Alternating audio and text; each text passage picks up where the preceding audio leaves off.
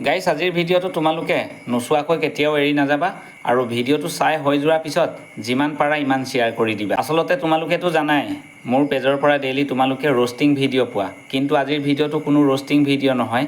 আমাৰ অসমতে বায়ু পানী খাই সকলোবোৰ কৰি থাকি কুকুৰ এটাই কি ধৰণৰ কথা কৈ আছে তোমালোকে ভালদৰে শুনা। অসমত থকা মুছলমান ভাইসকল আপোনালোকে কাণ খুলি শুনি ৰাখক। আপোনালোকে হিন্দু যিবিলাক নেতা আছে সেইবিলাকক কেতিয়াও বিশ্বাস নকৰিব। কংগ্ৰেছৰ আম্বুলত যদি সিহঁতে মাটিৰ পাট্টা সকলোকে দিলেহেঁতেন তেনেহলে আজি বিজেপিৰ দম না আছিলে যে আপোনালোকক উচ্ছেদ কৰিলেহেঁতেন। বিজেপিত কোনে আছে বৰ্তমান? হিন্দু লিডাৰ চব, MP MLA যিবিলাক মিনিষ্টাৰ চব হিন্দু। আৰু লগতে কংগ্ৰেছৰ দিনত কোনে আছিলে? কংগ্ৰেছৰ দিনতো হিন্দু মানুহ আছিলে। গতিকে হিন্দু কেতিয়াও আপোনালোকৰ ভাল কাম নকৰে, মই গেৰাণ্টি দিছো। মই হিন্দু হৈ মই সঁচা কথা কৈ আছো, আপোনালোকে বিশ্বাস কৰক। হিন্দু মানুহ কেতিয়াও আপোনালোকক ভাল নুখুজিব। 90% কি হিন্দু মানুহে আপোনালোকক বেয়া পায়। কথাটো যদি একমত হয় আপোনালোকে একত্ৰীকৰণ হওক। ই লেউৰাই নিজকে কি আকৌ কৈছে, মই বোলে হিন্দু হয় বিশ্বাস কৰক। इसकी माँ का भोला चेहरा। তই হিন্দু হয় লেউৰা? অসমতে থাকি অসমীয়া কেলা মাতৃভাষাকে ব্যৱহাৰ কৰি তই আকৌ কি কথা পাতিবলৈ আহিছ লেউৰা? আৰু গাইজ যদিও ই হিন্দু হয়, যদিও ই হিন্দুৰ ঘৰত জন্ম পাইছে, তেতিয়াহ'লে নাই ইয়াৰ বাপেকে ইয়াৰ মাকক বাংলাদেশৰ পৰা বিয়া পাতিছে, নাইতো ইয়াৰ বাপেকটো কেলা বাংলাদেশী হয়। সেই গতিকে সি ইফালে বেছি টানে। হেৰো লেউৰা, তই যাৰ বাবে ইমানখিনি কথা তই শুনাইছ, আমি তোৰ কথাতেই গম পোৱা গৈছে যে তই কাৰ বাবে মাত মাতিছ।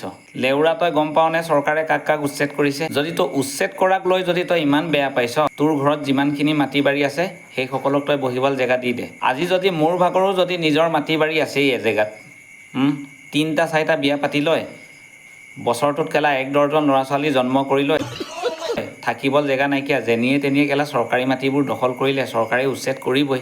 সেইটো কথাই মই ক'ব যোৱা নাই যে অসমত অকল অসমীয়া, মুছলিম সমাজখনো আমাৰ ভাই ভাই হয়। হিন্দু মুছলিম ভাগ ভাগ কৰাৰ কিছুমান কথা পদ্ধতি তই ক'বলৈ নাহিবি। হিন্দু মুছলিম ভাই ভাই শংকৰ আজানৰ দেশ আমি জন্মৰ পৰাই গম পাওঁ।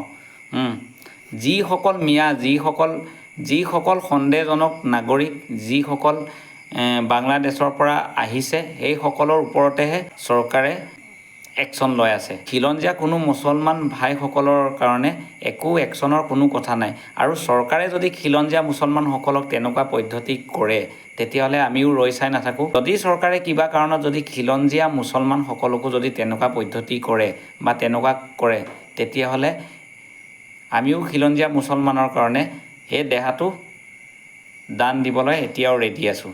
আচলতে আজি উচ্ছেদ কৰি আছে সন্দেহজনক নাগৰিক বা যিসকলে চৰকাৰী ভূমি দখল কৰি বহি আছে, সেইসকল মানুহকেহে চৰকাৰে এনেকৈ খেদিছে। তই ভালেই পাব লাগে।